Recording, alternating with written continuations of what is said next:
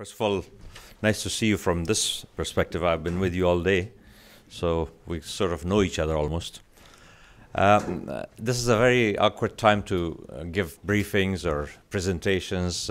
Usually people are tired, so I would like to make it a bit more interesting and be semi-interactive. I'll allow more time for discussions if you want, and talk about whatever is on your mind.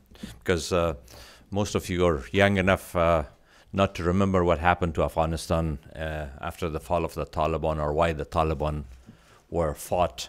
So I'll just briefly go over that. Afghanistan has been in that part of the region in Central Asia. Interestingly, we talked about Central Asia today.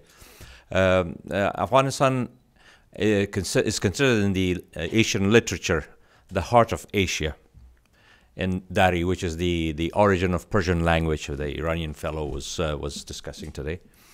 We've been in the middle of many intrigues in the region, from Cold War to the Great Game during the Russian and British Empire, until the war against terrorism that we are witnessing today. So we have been in the center stage of all these struggles and pull forces. Our country is twice the size of Germany, and is about 30 million people, thereabouts. And it's landlocked, unfortunately. We didn't used to be landlocked, but when British left India, they created Pakistan, and they took a part of Afghanistan and a part of India, and then they named it Pakistan, and we were landlocked after that. Of course, Pakistan's inception in 1947 was, of course, another part of the Great Game that the British left behind, and wherever they were, when they left a point of contention between nations that we don't want to address today. In any case, when Afghanistan was catapulted to the spotlight of the world attention, usually it was no different than other countries. Most underdeveloped countries and poor countries are catapulted to a spotlight, not because of their own problems, in my view, which is poverty, lack of development, disease, or unemployment, but usually they are catapulted to the spotlight because of the interest of the bigger players, because of their strategic goals, because of their strategic interests. And Afghanistan is no different. That's why Afghanistan came to the spotlight when the Twin Towers were hit by Al-Qaeda. And they decided that since Taliban were hosting bin Laden, therefore we should go after bin Laden in Afghanistan, and Taliban did not cooperate in handing him over. Therefore, the military forces of NATO and the United States came and invaded Afghanistan, and the rest is known to all of you almost on a daily basis. This attention to Afghanistan, of course, had side effects, both good and bad.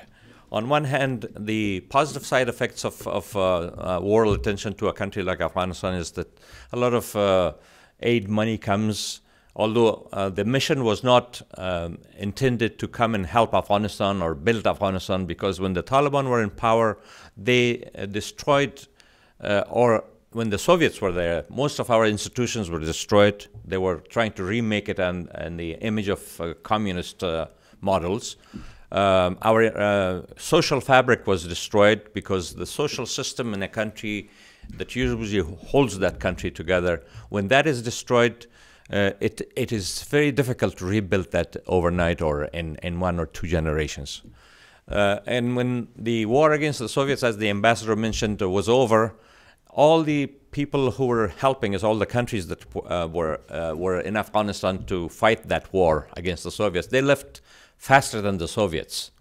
And we were left with the fundamentalist forces from the Arab world who had come to fight the Soviets and fight a holy war against a communist regime that was a regime that didn't believe in God, according to them. Therefore, the Arabs, the North Africans, all these regimes collected their unwanted groups, and they sent it to Afghanistan to fight the holy war. When the Soviets left, these people were left there with their fundamentalist views, and Afghanistan was left with nothing. And we were caught in a very difficult ideological struggle between Islamic fundamentalism and lack of any world interest in Afghanistan to help us build and rebuild a government and an economic system. When the NATO and the United States came to Afghanistan, the impression that people of Afghanistan got and the expectations that were built by that entry was that, okay, the United States is coming and trying to help us and rebuild this country. NATO, Europe, Germany, Britain, France, all these countries participated in this force. And this created a very, very false expectation for a nation that was at war for 10 years prior to that, and also 5 or 6 years of civil war between warring factions. So basically almost 15 to 20 years of war, and they were expecting that this war was fought not only just for Afghans, but this war was the last battle of the Cold War that was fought in Afghanistan against the Soviet Union. And truly that was the case. So our people truly and rightfully expected that something will happen and economic development will come, employment will flourish, and people will find jobs and economy will get better. But on the contrary, a lot of emphasis was put on a military operation when the United States and NATO came to Afghanistan. Very little was done to rebuild our institutions initially, including our military or police force. And when you bring a lot of money, unparalleled in history, when you bring a lot of money to a nation like Afghanistan that was just at war, you're creating a very, very ripe ground for corruption, both international corruption and domestic corruption. And sometimes one feeds the other. In Afghanistan, the larger corporations that were interested in security and logistics and contracts from Pentagon, from NATO, from other countries of NATO, they, of course, in order to steal a lot of money, they would allow for the locals to get involved in small corruption. This was feeding each other. Larger corruption was feeding smaller corruption, and then the smaller corruption was feeding the larger corruption. It created a very, very interesting catch-22 and a vicious circle of corruption that we're still fighting in that country. The United States, of course, came in smaller numbers initially, but later on they decided that the need for increase of troops is there. Therefore, at one point there were 150,000 U.S. and NATO troops in Afghanistan, and maybe more, because we didn't have any statistics. The airports were in their hands, and they were coming and going without any accounting. Therefore, we don't know the exact numbers, but the announced numbers are close to 150,000. With the 150,000 troops, of course, you have support systems that are thousands of civilians who come with them. This created a bubble economy in Afghanistan. This bubble economy was not a sustainable economy. It did not pay attention to production, to job creation, to sustainable employment, to building factories or major employment opportunities. This was basically basic services to the military that was there temporarily. And when Mr. Obama decided that the troops should leave, this bubble burst. And the troops left. With it, the services diminished, logistical capacities were gone, and unemployment got to a very, very high level. The economy started suffering, and GDP at one point in Afghanistan was close to almost 10 to 12% at one point for 2 or 3 years. It went back to 2% all of a sudden, a very, very major, abrupt drop. And this is usually a cause for shock, and the economic shock was the next thing. With an economic shock and other things together created a panic situation in the economy of the country. And contrary to the reality, where Afghanistan was a showcase of do's and don'ts for the donor nations and donor countries, they called Afghanistan a post-conflict country, which is very, very, it's a misnomer. As we speak today, the war is going on. Just in 2016, we lost 20,000 security forces and thousands of civilians. So a country that loses those many people, you cannot call it a post-conflict country. It's a country at war, and a country at war requires one kind of attention to stabilization, and a post-conflict country, I'm sure you've probably seen in your courses, requires a different recipe for remedy. The international community, of course, to make things worse, what they came up with when they realized that this war does not have only military dimension, it also has a non-military dimension. In order to win the war, you have to not only win the battles, but you also have to bring development, bring economic sustainability, bring employment. Therefore, each country in their own countries developed textbook solutions for Afghanistan's rescue. And those textbook solutions were totally separated from realities of the country. And it's very fitting to talk to you when you're talking about cultural diplomacy. Cultural diplomacy, its prerequisite is knowledge about the culture of the country that you're engaging with.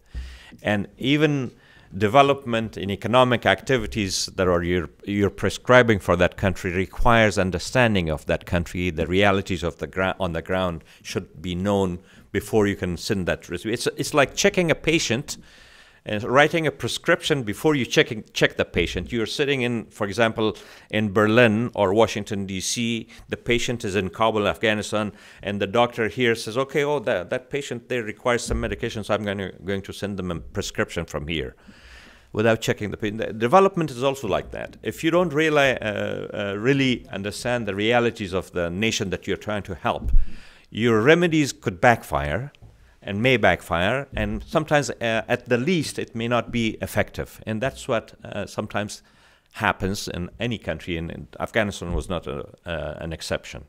Tens of billions of dollars were allocated in the name of Afghanistan from different countries. It came to Afghanistan, but because of corruption, because of ill-designed programs and ill-fated projects that were designed elsewhere, most of them were not effective. The aftershock of the economic situation in Afghanistan, and also these factors that I mentioned, created a huge list of problems that I will go over very briefly. And then later on I'll come and talk about what has happened that is positive also. It's not all doom and gloom. There were good things that have happened also that I will list it very, very briefly, and then we'll open it up to questions. I'll be very brief. I know you guys are tired now. I don't want to bore you. The ongoing war had affected the country, of course, and its economy, and I'll just briefly touch upon a few things. Like, for example, this instability and lack of security scared away investors. No country in the world is rescued by just government loans alone and by government projects. Any country that you are going to study, the economies of those countries has flourished where the private sector has been robust and very energetic, and they have come and invested in that country. And the war situation completely scared away investment from Afghanistan, and we have very little foreign direct investment or indirect investment from investors.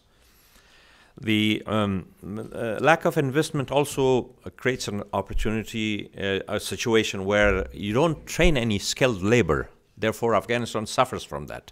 Skilled labor is scarce because there was no need for it. There were no projects, so you could train labor. And it's a chain of events that one feeds the other, and then you get a sort of a chain reaction. And then when you don't have a local economy and job sustainability, you don't have a real big base of consumers that have employment. Unemployment and lack of consumerism creates a very downward spiral of economic basically recession and almost a mega recession, and that was what Afghanistan suffered because of the withdrawal of sudden withdrawal of the troops. The limited investment that I talked about also created such a situation where the fragmented markets in different parts of the country because of bad roads, because of lack of a sustainable nationwide economic project, created a situation where people were fragmented in different markets, local markets, and those markets are very anemic and they're very susceptible to very major shocks, and that's what is being experienced even as we speak. Then to make things worse, of course, when there's insecurity in many instances in history, you may have noticed, just going back to Korean War, to Vietnam War, and in the war in Afghanistan, usually drug trafficking and drug problems and drug markets find their way in these insecure areas. It happened during Korean War and during the Vietnam War. We called it the Golden Triangle, where countries like Thailand, Laos, Cambodia, and these countries were the major areas for drug production. And when that war dwindled, this came to South Asia, where Pakistan, today's Pakistan, and Afghanistan. And when the Soviets came to Afghanistan, it found its way into Afghanistan, and the drug cultivation, poppy cultivation, became a very major source of income for many smugglers and traffickers. And naturally, pharmaceutical companies also play a role in that, because when you're producing opium in a country, it's not just the opium. Pharmaceutical companies send their precursors, chemical precursors, major companies.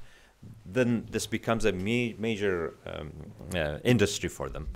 Afghanistan produced, for example, 3 years ago, Afghanistan produced 9,000 tons of opium. For the 9,000 tons of opium, you need 13,000 tons of chemical precursors to turn it into heroin. So guess who is producing more? The opium producers or the chemical companies? That becomes another business. This produces another industry, which is smuggling industry. The smugglers make all the benefits, and they become, in order to protect their interest, they resort to arms, to guns, to violence. In order to protect their roots, they resort to corruption, paying local police, local governors. So it's a very, very, very vicious circle that a nation is entangled with and in. And that's what happened to Afghanistan.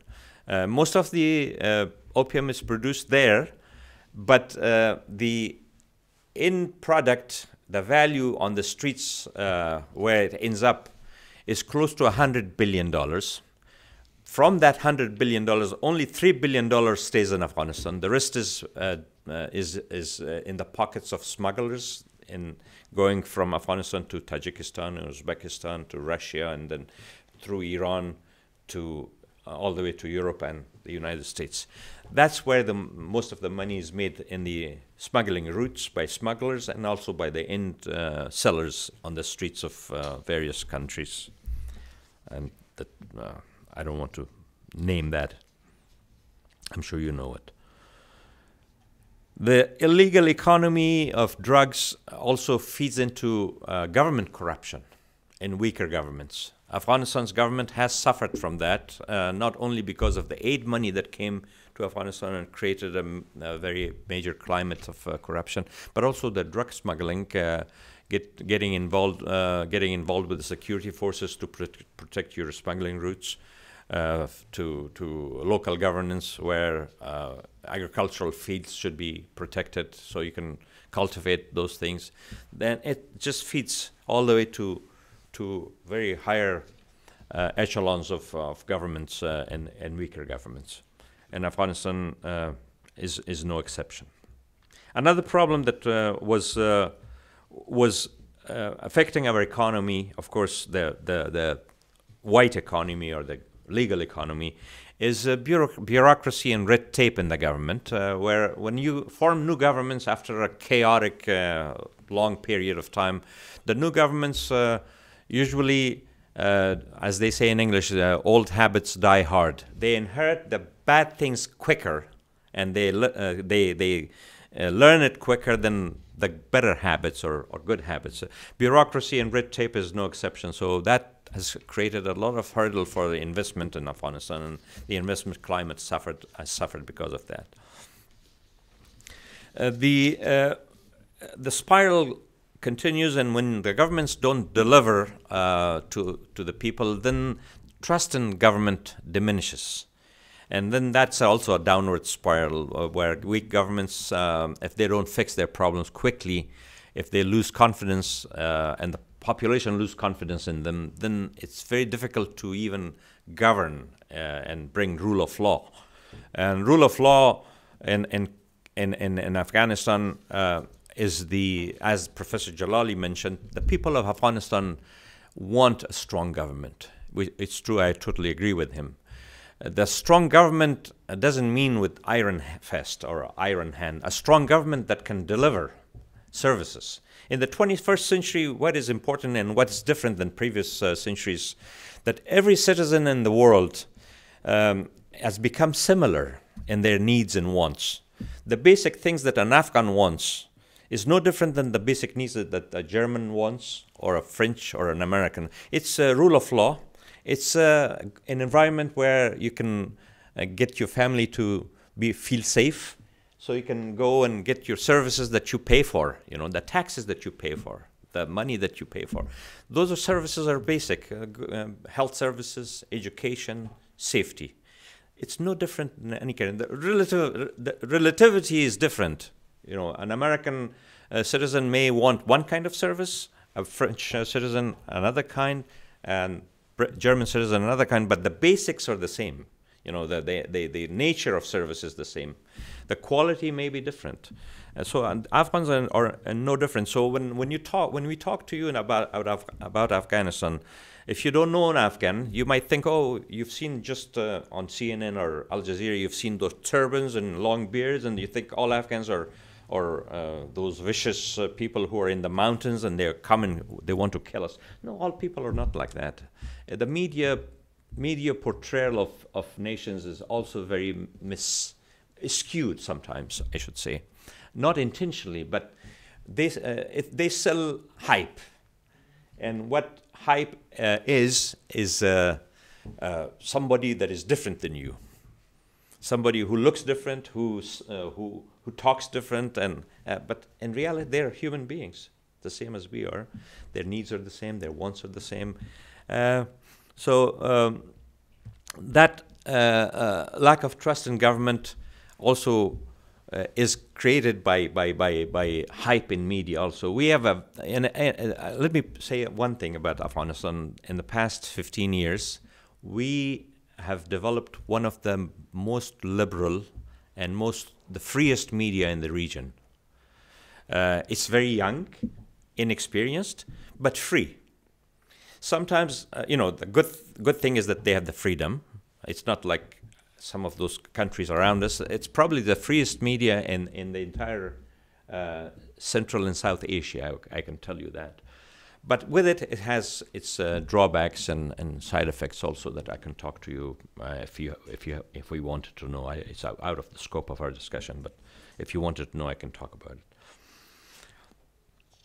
The tensions between local leaders right now, their competing interests. On one hand, smuggling, weak government, the Taliban.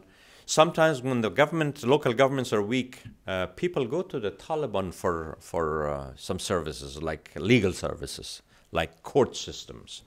The government cannot provide them, then they go to the Taliban. Ironically, Taliban offer those things for them, which is unfortunate at this point of our history, in my view. I touched upon the economic activity in the from year 2005 to 2007. We had a GDP of almost 11 to 12%, which was very high in the region. But suddenly the GDP started declining, and now Afghanistan is suffering with about 2% or 2.2% of GDP, and the calculation that they are making about the GDP in any country that is at war, 2.2% of GDP rate per year during civil wars, and normally the length of civil wars is considered 7 years in textbooks. In Afghanistan's war, if you don't want to call it a civil war, this war has continued, at least if you could take 2001, it's 16 years or 17 years. But prior to that also we were at war. Since the Soviet withdrawal, Afghanistan has been on and off at war. So we're talking about almost 1989 to now is what, almost 30 years, right? 30 years, you're talking about 2.2% of GDP decline in 30 years. That's you're talking about. So we are in the negative when you look at scientific calculations of GDP, and that's a huge task for any government to overcome. But the United States has been the biggest donor to Afghanistan, both in terms of military help and in civilian help. Unfortunately, the bulk of the aid has gone to building our military forces that was completely destroyed after the Soviet Union left. So everything is being rebuilt from zero and from scratch, basically. Our Air Force, our police, our ground forces. Most of the money goes to building the military and fighting the war. Very little money is left for developmental projects and economic activities. And because of the war, naturally, the interest of the investors has been so low that our developmental projects have suffered. But however, because of what has happened during the war, there are the positive aspects of the war was such that we saw our NATO allies developing huge infrastructure in Afghanistan. These huge infrastructures, namely airports and air bases, and about 6 or 7 major bases that they have built is almost worth about $10 to $11 billion worth of expenditure. These are very, very adequate infrastructures, and Mr. Obama in 2015 announced that they will withdraw all the U.S. troops by 2017, and at that time we thought that when these air bases are vacated, it would be wasted. Therefore, when the new government came, the president instructed me to work on a plan where we can put these huge infrastructures to good use. And by the way, when I'm talking to you here, I'm talking to you on a personal capacity. I'm not talking to you on behalf of the government of Afghanistan. So these are all my personal views, my personal criticism, my personal analysis. And in no way, shape, or form do I represent the government of Afghanistan in this presentation.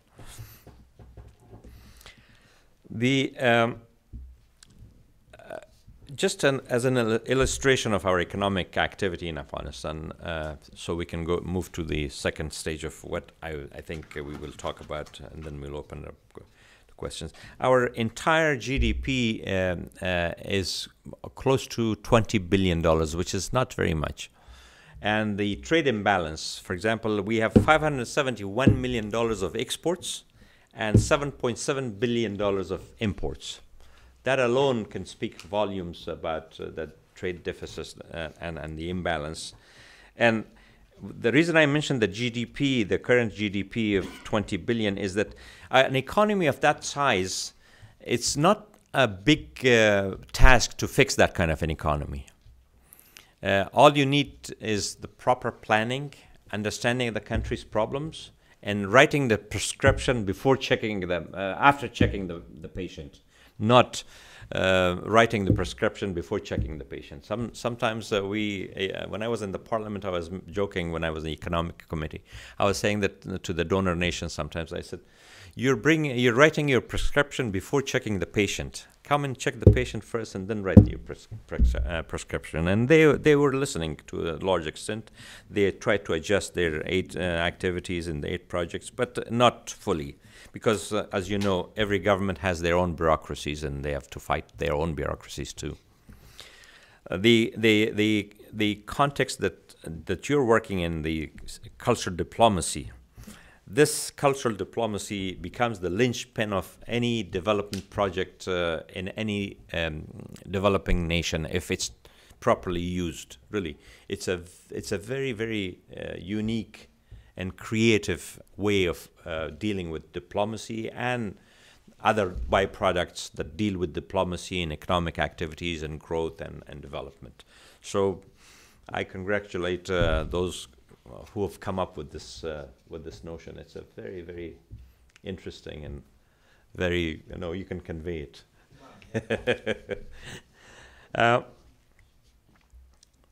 The things that have happened in Afghanistan that are positive, the economic activities that I mentioned. For example, we've had in our history, we didn't have mostly we were a kingdom for a long period of time, monarchies, absolute monarchies. And then, of course, when a new constitution was written in 2003, the constitution's result was that we will have an elected government, elected parliament. We have had both, although the quality of the parliament can be debated, what kind of parliament we have, but it is a parliament nevertheless. I used to be a member of the first elected parliament. This is the second one. I think the first one was better than the second one. I hope the third one will be better than the second one, I hope. We've had three presidential elections so far. Mr. Karzai ran twice, and he was two-term president. And then, of course, after that, we had a peaceful transition of power, which is also historic in Afghanistan, because most transitions and transfers of power were very bloody in our country. The coups and kings and toppling this king and the king's cousin killing his uncle and these kinds of things, some intrigues, lots of intrigues. But this has been a major achievement that we've had a transition that has been peaceful, which is something to talk about. We've had women equality of rights for women in Afghanistan in the constitution. It's enshrined in our constitution, which is a very major thing. And now we have 9 million students, boys and girls, going to schools. We've had a flourishing sprout of universities. We have to work on their quality now a little bit, on the academic quality, but we've had it. In 2001, we didn't have any health clinics anywhere that you could mention as health clinic. But now we have hundreds of health clinics in every part of the country. They're in almost to the district level, which is a major thing for the country. Thousands of kilometers of roads have been built, are rejuvenated, repaired. We have paved roads to areas that never were paved before, which is very useful for the people. People's connection to big cities, to the extent that many villages are empty now. Most people have come to the cities, of course, both because they want to live in urban areas and because, of course, they're looking for jobs. That's the other side of the coin. Going back to the last part of the presentation is going back to what we were planning to do, and then the U.S. withdrawal was delayed, so our plans have been changed also. With these 10.1 or 11 billion dollars of investment in some of the infrastructure in Afghanistan, we were thinking of creating something where economic activity will come and it will be a sustainable activity where private investment will be attracted. So we came up with a plan to develop economic zones, special economic zones. For those of you who are not familiar, by the way, I have a colleague of mine here also that I want to acknowledge, Mr. Hassani. He's the head of the secretariat of this commission that we're working with. The concept of free zones, those of you who are not familiar with, A free zone is a geographic area within the geography of a country where you define it not only by geography alone, but also you administer it with specific rules and regulations that are different than the rules and regulations in the entire country, where you create such rules and such an umbrella of legal framework where incentives, tax holidays or free taxes, and other incentives and governmental enabling environment is created. So foreign direct investment comes into that enclave of the legal framework or a given geography or many geographies in a country. You call that a free zone. And most of the developing nations do not have these free zones. They have certain regimes of incentives. For example, in Germany, when you buy things that you pay taxes on, when you leave the country, you can claim that tax if you show the items that you've bought. But in Afghanistan, we tried to come with a comprehensive solution of free zones that have happened in Dubai, have happened in some parts of Asia, including China, in some very flourishing areas. For example, Shanghai Free Zone or Dubai Free Zone or some other free zones are really flourishing. And in total, free zones in the world are employing about 80 million people in the world. And in some countries, they're contributing more than 50% of. For example, in United Arab Emirates, 67% of their GDP comes from their free zones, which is a very, very interesting concept. So what we decided was these major bases that are located very interestingly in different geographies in the country. One is in the west, one is in the south, one is in the north, one is in northeast. We decided to take these infrastructures because the US was leaving it behind anyway, and create a economic free zone environment and invite investment. And we have created the framework, the legal framework, the bylaws, the regulations, and even the structures where an authority will be governing it. And soon, when the political decision is made to bring a pilot project in the free zone, this free zone will start working as a pilot project, and the inception of a free zone and its lifespan that we have considered is 30 years from inception. In these 30 years, it will contribute close to $150 billion to the GDP of Afghanistan, which is a huge number, only considering these 6 zones that we're talking about. But if you increase the number of zones to various other parts of the country, then you can extrapolate and look at a much larger figure of GDP, much higher than 160 billion. In these 30 years, it will create 1.6 or close to 1.6 or 1.7 million, I think 2 million, around 2 million jobs for Afghans. And also close to $3 billion of government fees that are levied for services, passport and licensing and this and that, lots of other byproducts. So it's a huge number if you look at it. And no, I'm sorry, $6 billion of fees, not 2 billion, $6 billion. These numbers are huge numbers, and Afghanistan alone can benefit from these economic activities. And I think while we're talking about doom and gloom and about corruption and about weak governance and lack of rule of law in some parts of the country, but also the glass is half full in our view. We can do quite a lot with very little tweaking of our political will and encouraging our governments to become more courageous and listen to the people of our country, and not only Afghan government. Most developing nations, the governments talk down to the people instead of talking to the people or listening to the people. And in 21st century, you cannot avoid but to listen to the people, because this gadget and technology has created such a situation where every citizen is empowered to be a journalist, to be a reporter, to be an active citizen in their own country and in the small globe. So I urge all of you to be active, to participate, as citizens, not as citizens of only one nation or your own country, but as citizen of this world, because it's a very small world, and the problems of one part of the world affects every other part of the world. So the participation of every citizen in the problems of the globe is more effective than any time before.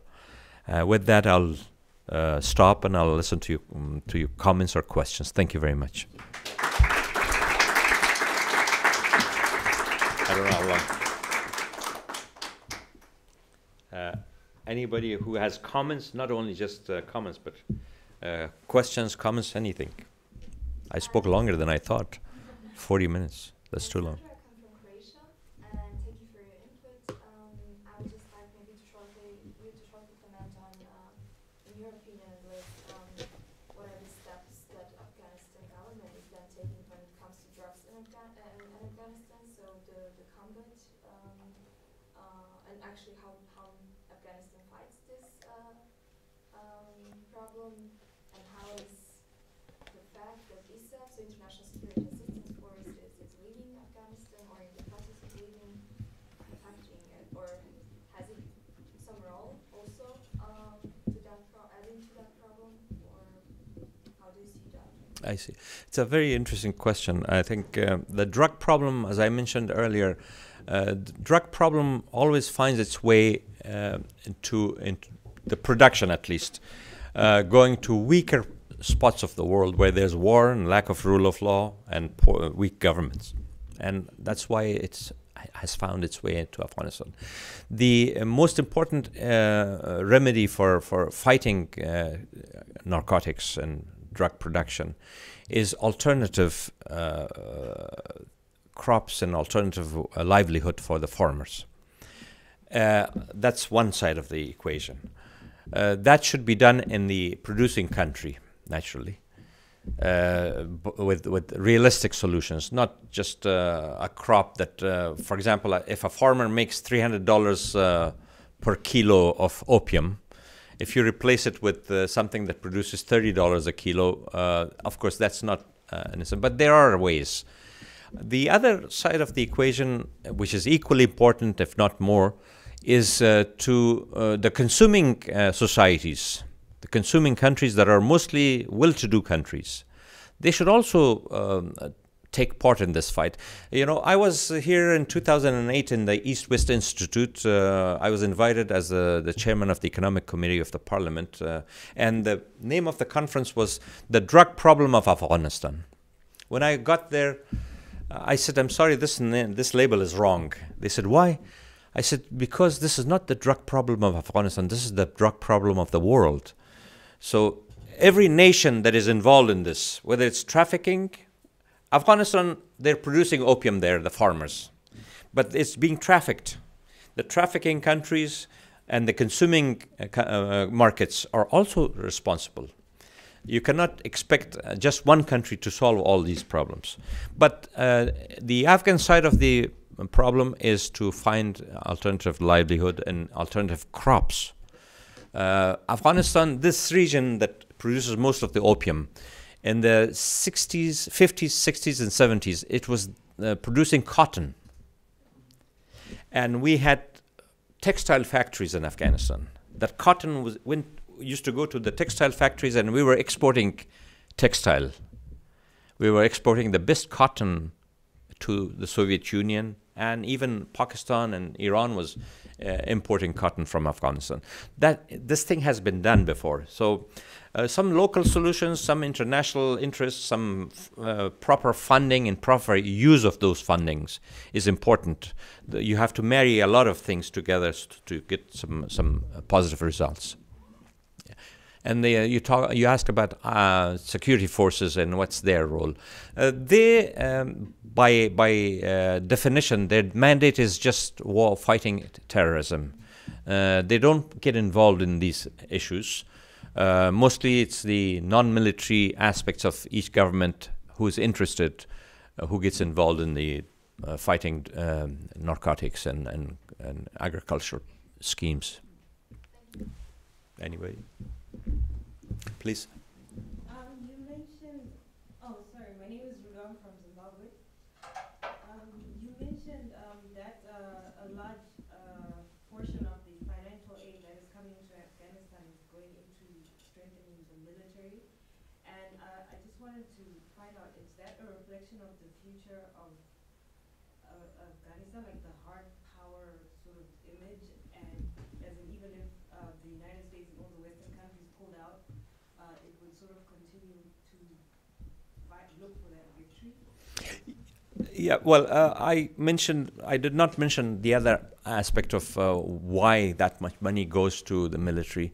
When the Soviets left and when the forces who were fighting the Soviets, the Afghan local forces who were fighting the Soviets, they came and took over, they destroyed the military in a very, very zealous way, because they thought that these were the remnants of infidel army, the Soviet army, therefore we should destroy everything.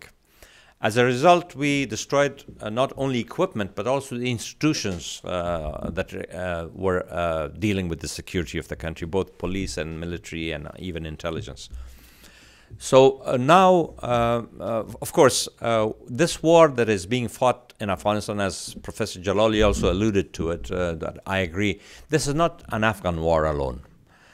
Even now, there are so many competing interests in Afghanistan. Proxy war is going on.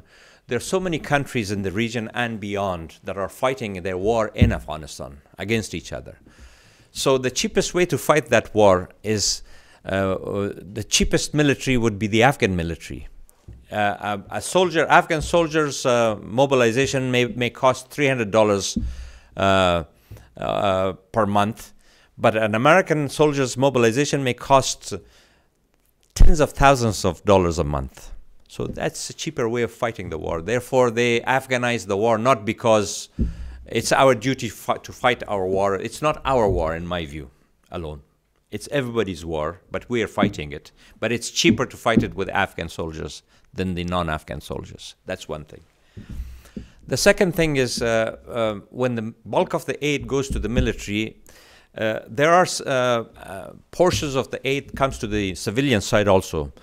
The ongoing war and the collapse of the government and lack of capacity building for many, many years created a situation where the absorption of aid because of lack of capacity is very low in the government.